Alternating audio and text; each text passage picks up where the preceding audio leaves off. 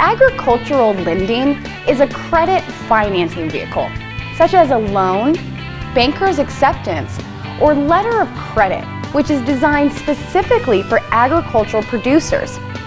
This financing is used to fund operations, purchase equipment, or acquire real estate. Banks are competitive in the agricultural credit market, but non-bank lenders are increasingly competitive for certain types of agricultural loans.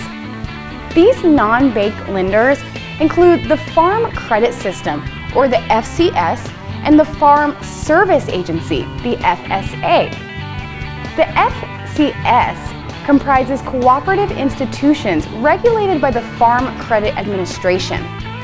FCS institutions lend money to farmers through local FCS associations.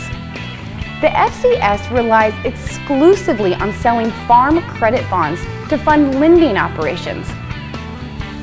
The FSA, formerly known as the Farmers Home Administration, or the FHA, is the agency within the U.S. Department of Agriculture, the USDA, that administers federal ag lending programs. Repayment of agricultural loans can be risky.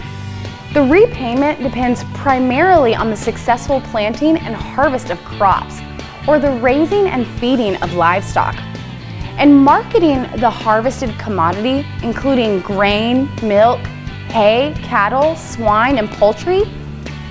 Typically, any illiquid collateral securing the agricultural loan represents the secondary rather than primary source of payment. Similarly, loans for agricultural real estate that is farmed by tenants are dependent on cash flow from tenant rental income as the primary source of repayment. That is agricultural lending.